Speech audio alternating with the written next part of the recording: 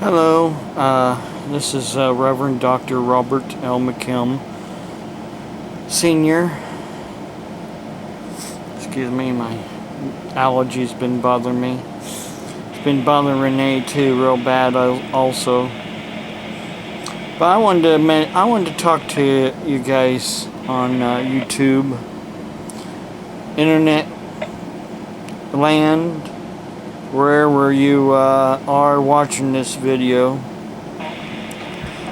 about some issues that's been going on here lately that has been troubling me and been happening in the world, that's been troubling some other ministers that I communicate with on a regular basis. For instance, in the Bible, in 2 Timothy 3, 1 through 9, the Bible says, that is to say, God's Word says, mark this, there will be terrible times in the last days. People will be lovers of themselves, lovers of money, boastful, proud, abusive, disobedient to their parents, ungrateful, unholy, without love, unforgiving, slanderers, without self-control, brutal, not lovers of good,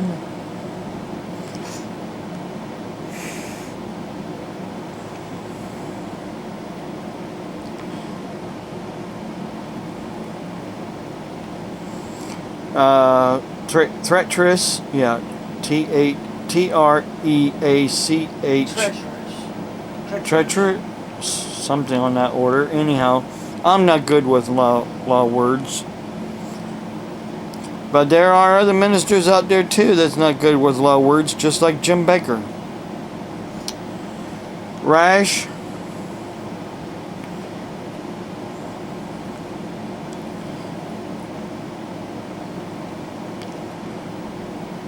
conceited,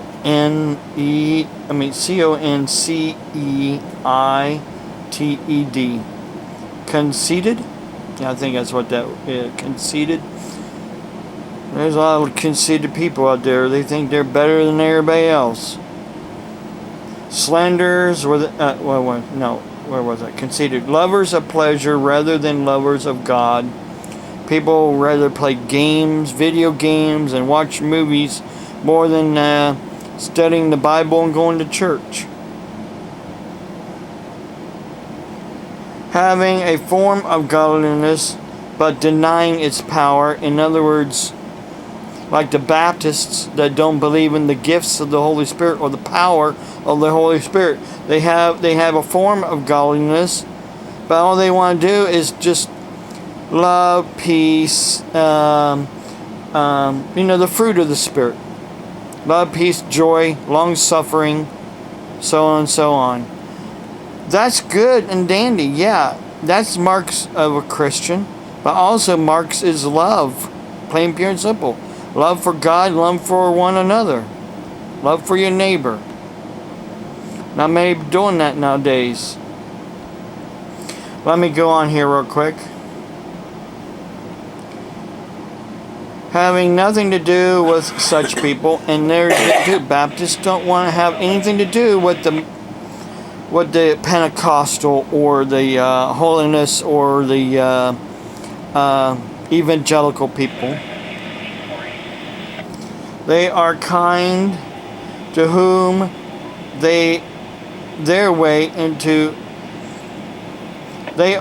are the kind who worm their way into your homes and gain control over gullible women. In other words, they prey on the women. They're good with their words and their ways. So they prey on the weak women who are loaded down with sins and are swayed by all kinds of evil desires, always learning but never able to come to the knowledge of truth. Just as Jannes and Jambres opposed Moses, so also these teachers oppose the truth. There are many out there that oppose the truth, oppose Jesus Christ. Oh, there's more than one way. There's more paths. One truth, but many paths. Yeah, right. There's only two paths. One path leads to destruction. One path leads to everlasting life. Mark that. 2. Destruction, everlasting life. Not many. 2. I don't know how you get many out of 2. But one goes to destruction, everlasting damnation, and lake of fire, and one to everlasting life. Then there is, it goes on, says, they are men of depraved, they are men of depraved minds who, as far as the faith is concerned, are rejected. But they will not get very far because, as in the case of those men, their folly will be cleared to everyone. Now, just recently, Renee broke her glasses. Let me show you real quick.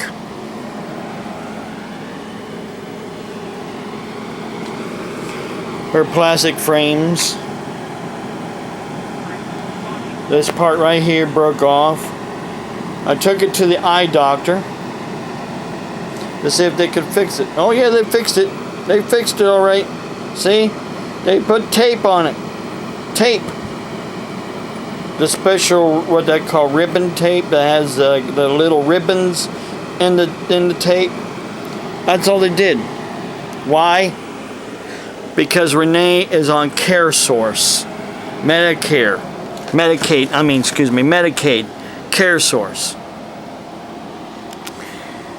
$50 for a new pair of frames, which I don't have and she doesn't have, and or $5 for another piece. I told them, well, I only had $10 until Friday when we get our SSI and SSDI.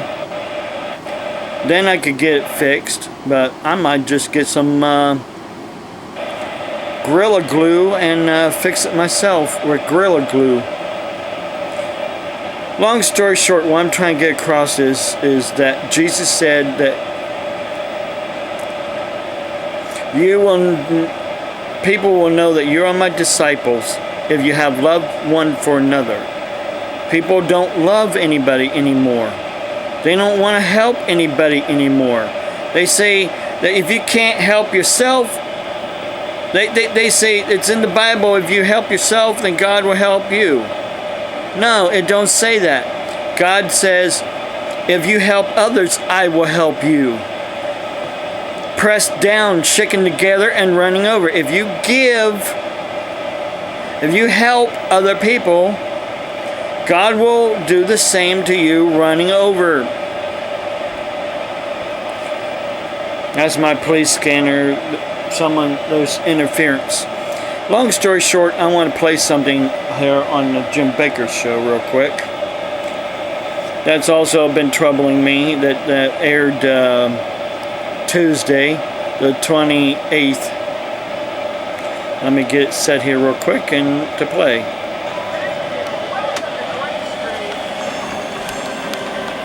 So much is happening in the world that I sometimes think people have just become anesthetized to what's going on in the world. Right.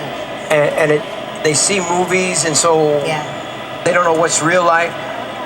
You know, last week when the tornado hit in Moore, Oklahoma, that's another unusual name. I always kind of perk up when they have unusual names. But so much is happening. But this is real life. The destruction is beyond anything we know. In fact, what they're saying now is that tornado could be one of the strongest in the history, one of the most violent, one of the most damaging, and this is what's happening. You know, in Alaska, Lori, they just announced last week that in Alaska, this is the longest winter.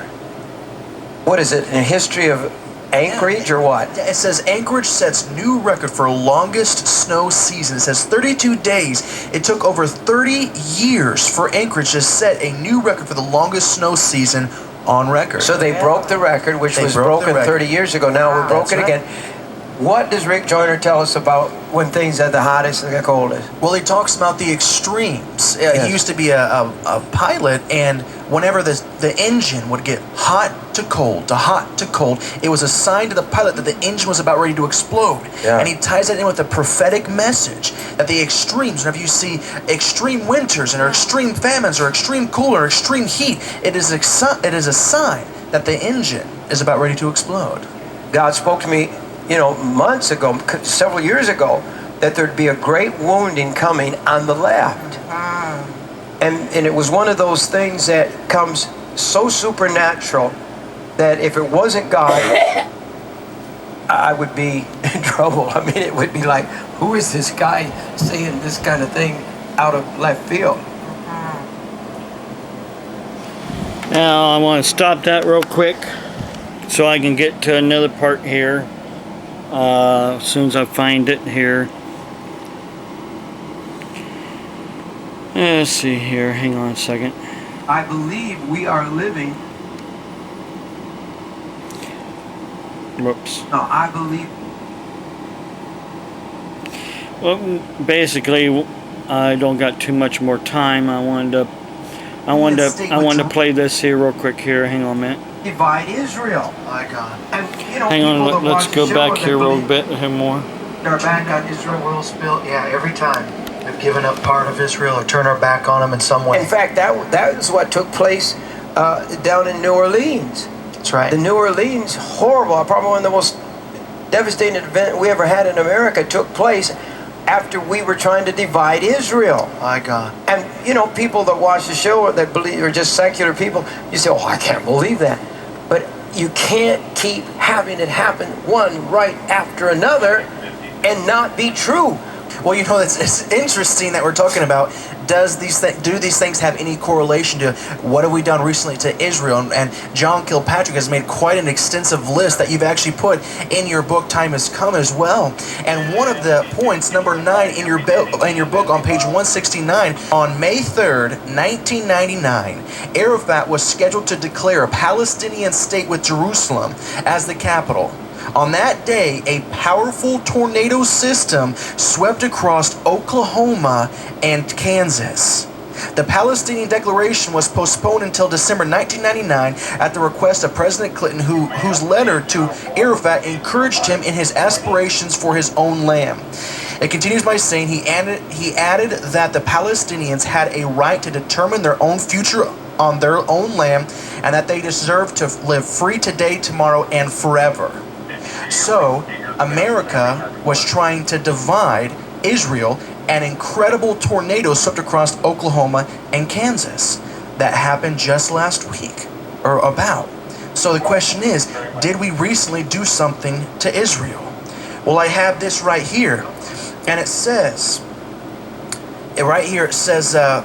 President Obama was with the Turkish Prime Minister at the White House just about a week and a half ago. Obama stood shoulder to shoulder with this man and declared that their joint mission is to see a two-state solution to the Palestinian conflict, which includes an independent Palestine, which includes the dividing of the land of Jerusalem. That happened right before, once again, and now the news articles right now are saying that this tornado is more powerful than the one that happened also in May of 1999 when this happened before. Wow. Yes. Wow. And what did Rick Joyner just say? Okay, now To me, he said, I've been praying all afternoon. That's what's been getting me there too.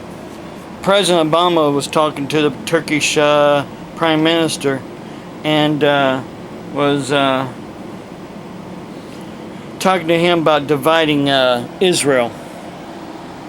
Just before the tornado, this F5 tornado hit, or I should say EF5 tornado.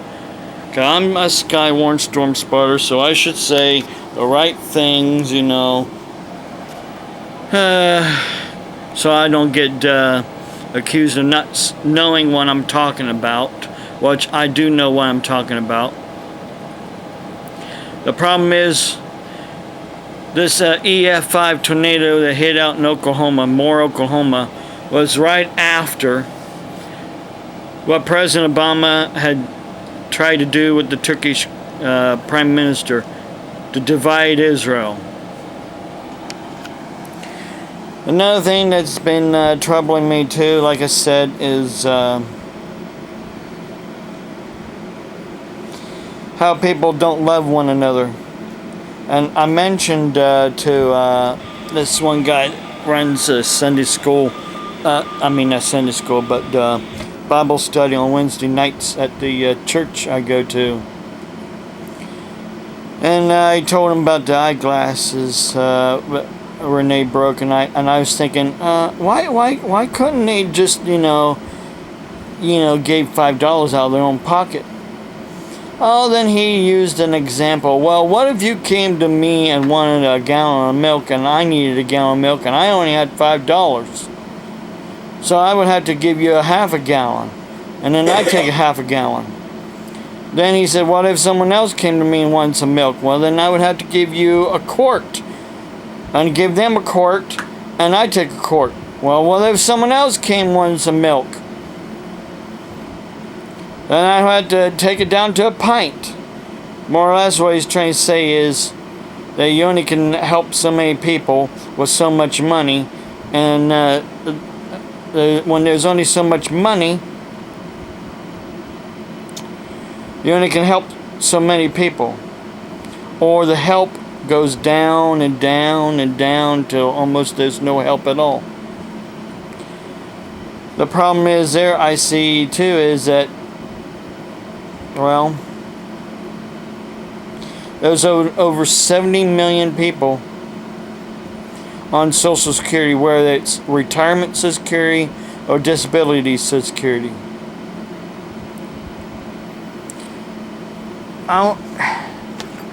I have and Renee both. Hang on a minute. I need to do something here. Hearings in the case are so the TV's on Friday. not The judge will dismiss the case and set her free immediately. Playing. I need to freeze it there. We both have what is called TENS units for our backs, our back pain. Mine, of course, I keep in a case. A black case I have here.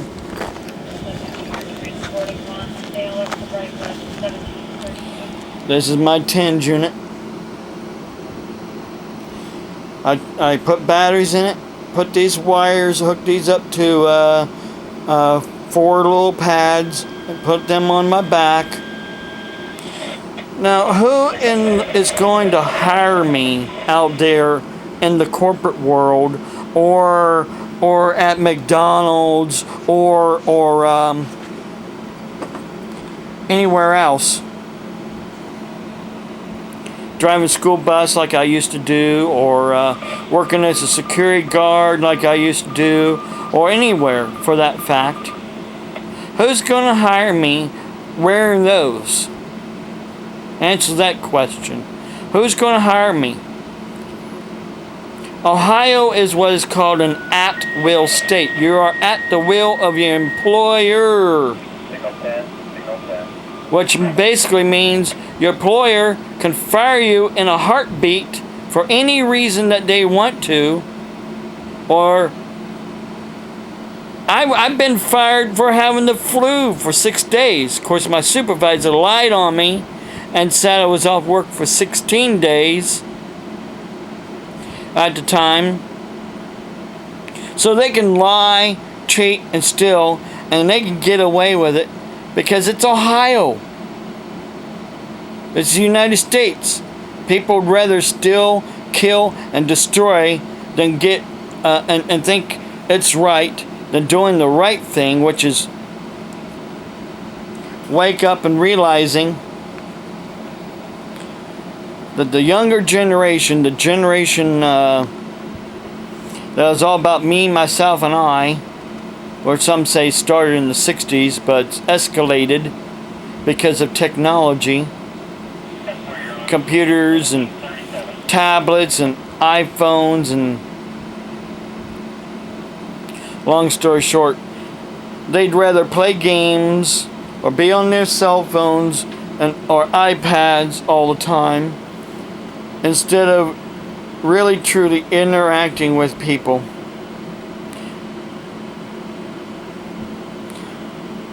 Another problem is that